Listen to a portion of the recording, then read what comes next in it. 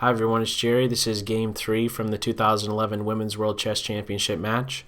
Going into this round, both players have 1 point each, and Humpy Koneru on the white end in this game playing d4.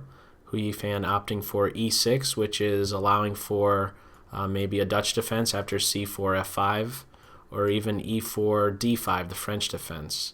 We sidestep both of those after c4 knight f6 is played, which is still allowing for maybe a Nimzo Indian should white be running with knight c3. But we don't have that either. Instead, knight f3 is met with now d5. The queen's gambit declined, and more specifically after knight c3, bishop to b4, the Ragozin variation of the queen's gambit declined, pinning this knight and allowing for knight e4 possibilities. So after c takes d, e takes d, bishop g5, placing this knight in a pin, and black immediately throws a question to the bishop. What are you going to do? Grab the knight or back up? In the game, we saw bishop to h4, which leads towards more dynamic type of play. If white really wants to go into a positional type of variation, we could have bishop takes knight followed by queen to b3, applying pressure to both bishop and pawn will eventually force black into giving back that dark square bishop. And we have a situation where there's no structural defect, and it's again going to be a more positional type of position. But we don't enter that. Instead, bishop to h4 is played, and now we have c5, striking in the white center. And you'll note that this c5 move is only played after first throwing a question to this bishop with that h6 move. Only after black has first determined that this bishop is going to be specifically a kingside piece and does not really have any hope of coming back to defend any pressure that black may be mounting along this a5 to e1 diagonal. Only now at this point do we have c5 striking in the center and allowing for that queen to eventually jet out to a5. So after e3, allowing for white to support their center and the bishop to come out, we have c4, which is a very atypical type of move to see in chess, where one side releases the tension in the center so quickly.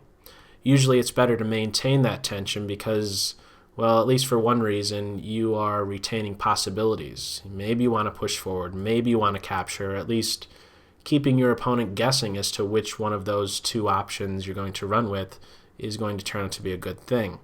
But with c4 immediately, there are, of course, still some pluses to it. Namely, you take away the d3 square from the bishop, and secondly, if a more endgame-like position shows itself, this 3 versus 2 majority on the queen side can certainly turn out to be an asset. So from here, bishop e2, more development, and now g5, an extremely committal type of move. With just a single pawn move, you're weakening 4 squares. These 4 highlighted squares are considered holes in the black position for the remainder of the game. And this king is going to be a little bit shaky regardless of where it goes at this point. If it's going to stay in the center, if it castles. I'm not so sure castling is going to be any... Well, I'm not so sure the king is going to be any more safe in the castled position than it is still on that e8 square, because there's still maybe possibilities for h4, seeing how white has not yet castled, and this rook maybe does have possibilities along the h-file.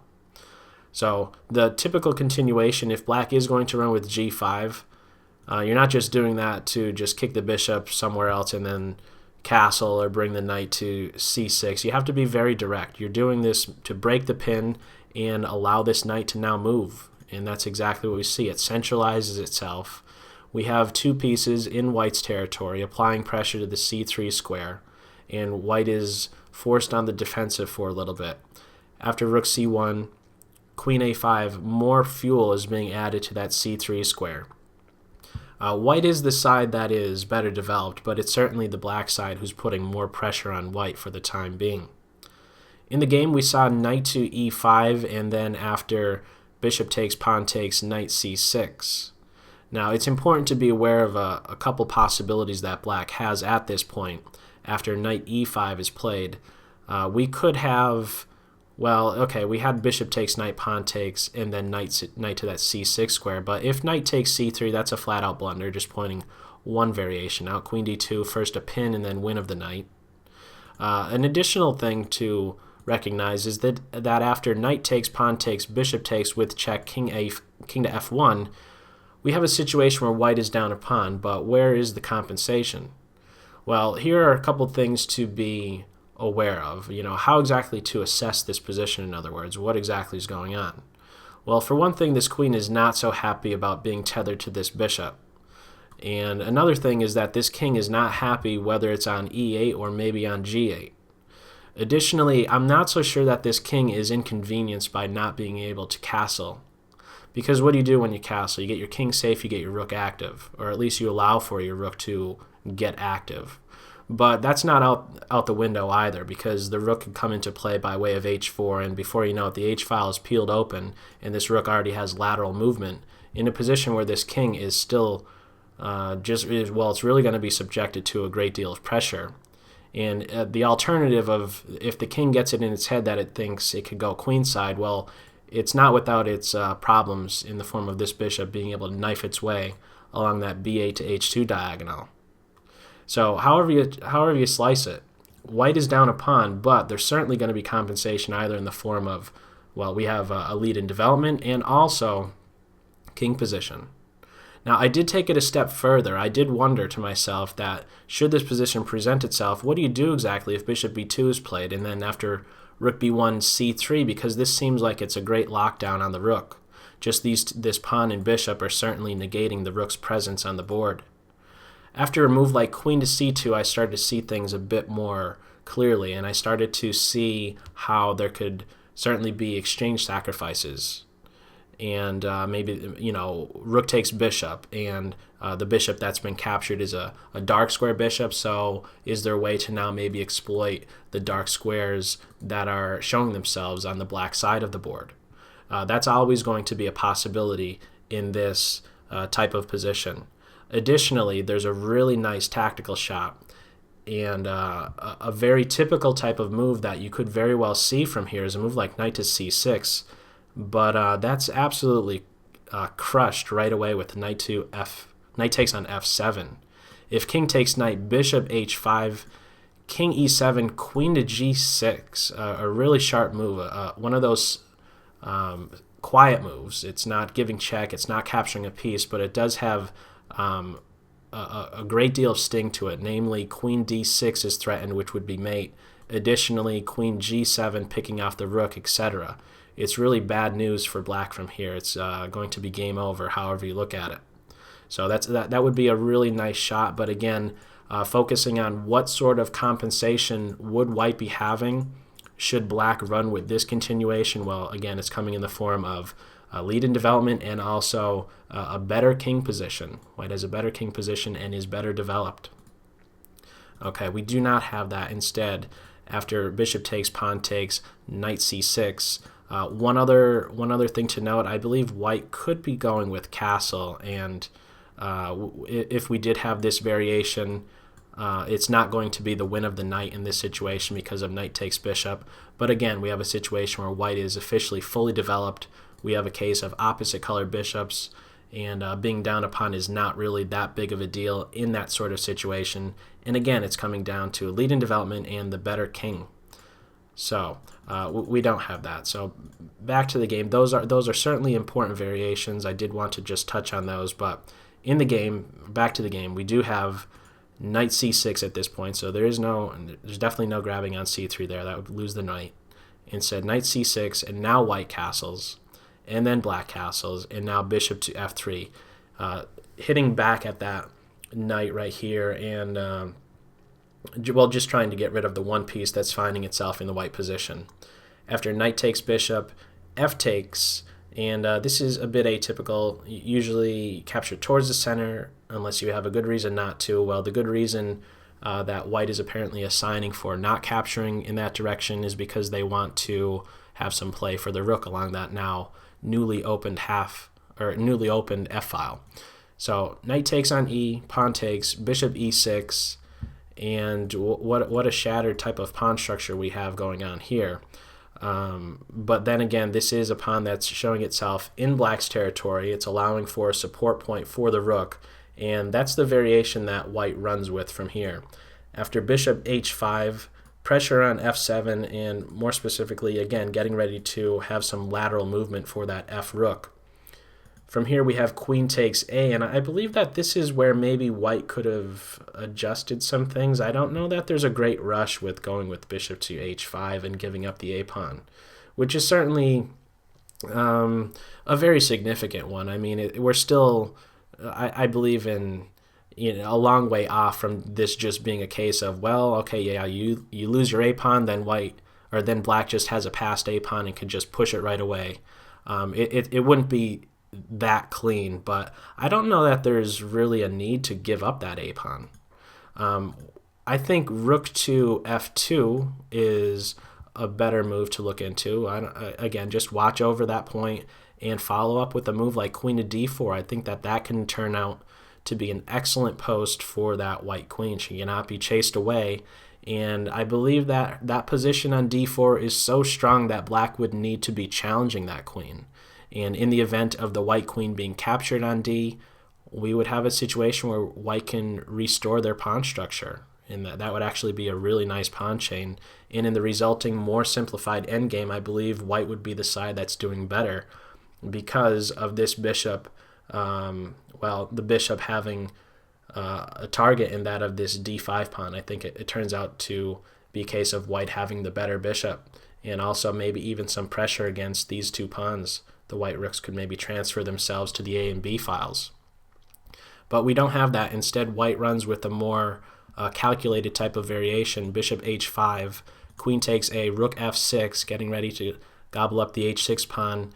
Meanwhile, queen b2, keeping pressure on the rook means that the queen is now tied down to its defense. Additionally, we have pressure on c3. Rook takes h, and black takes the opportunity to relocate this bishop. Right now it's strictly defensive, and a couple moves from now, after bishop f5, rook f6, bishop to e4, it's still defensive, but this is active defense, and in fact mate is now threatened on g2, a much more active post for this bishop now on the e4 square. So white sees this and challenges it right away with bishop to f3, and black avoids the exchange and pivots with that bishop on the d3 square, and white could essentially forget about this nice post for the white queen on the d4 square. There still would be more work to do before that move could have even been played because of the pressure, again, that's being exerted on the c1 rook, but that's definitely going to be ruled out now that black has this sort of lock going on in the position. So from here, queen e1 is played. Another possibility was to grab on this square, but I believe black was not liking something like rook to d8, and well, there's not because of the bishop having some great discovered attacking move, because I believe that there's you just move the queen out of the way. There's nothing really great about a bishop movement here, but rather a move like queen to b5, and not only getting ready to grab that pawn, but from that point, she's just going to function in all sorts of directions, a great deal of possibilities, and black is certainly going to be the better side. So we don't have that. We don't have bishop takes pawn at this point, but rather queen to e1, rook on a to e8, getting ready to grab this pawn. Bishop takes d, rook takes e, and now e4, and I believe that this is just going to turn out bad for white however you look at it. So king to g7 chases this rook away from that b6 square, kicks it back to f2, and now the queen makes use of b6, placing this rook now in a pin, and this is going to just turn out to be very bad right here. This rook is very active. This bishop is very annoying to these white rooks, taking away excellent squares, the f1 square, the b1 square, and it's a very, very sad piece, this c1 rook at this point. So a lot of problems to solve, and it's just not happening at this point. After queen to d2, at least tying down the rook to the defense of this pawn, but there's what more is there to do? In the meantime, black activates their last piece, applying pressure to that bishop and getting ready to undermine it with f5, and it pretty much cannot be stopped however you look at it. Recognizing that this queen is just better placed than the white queen, white offers a queen exchange, and black just runs with f5. allows the queens to come off, and this is just going to be a very clean win, and it's really nice to see a very clean technical approach to this this last sequence of moves here. There is no pawn takes, of course, because the bishop hangs, but after bishop takes b7, f takes e, this is now a passed pawn. It is going to be very fast and going to be well supported for once it's on that e2 square. After rook to b2, there is that saying in chess, passed pawns must be pushed, but how about first improving the position as best you can before moving that pawn? That's exactly what we see going on here. Rook to e7, putting pressure on the bishop, and there is no time to take because of the pin. Rook to b8. Similarly, after bishop c6, we don't push the pawn just yet, even though that may still be good.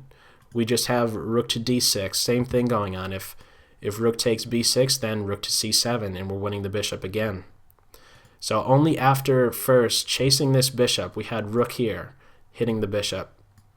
Rook to d6, hitting the bishop. Only after first chasing it off of this diagonal and not allowing for, let's say, something like, if black ran with this right away, not even allowing white to think about this possibility of coming back to defend in this manner. Let's just first chase it away, in other words, to a less favorable diagonal. Kick the bishop to c6, hit the bishop again, kick it back to a4. It's definitely not well placed on this edge of the board right here. It's not really doing a whole lot in trying to defend against this passed e-pawn. Only at this point, only after first chasing this bishop off of the diagonal, only now do we go with pushing that passed pawn, and the game finishes up very, very quickly from here on out. After e3, rook e1, e2, bishop to c2. This bishop is so well placed, white is just trying to get rid of it, but it's too little too late. At this point, a very clean idea, rook to f7, bishop takes, pawn takes, and after doubling along the f-file, white officially throws in the towel, and we have Hou Yifan striking first in this match, the best of 10. So we will see how things play out from here in this match, and I look forward to seeing what happens in game 4.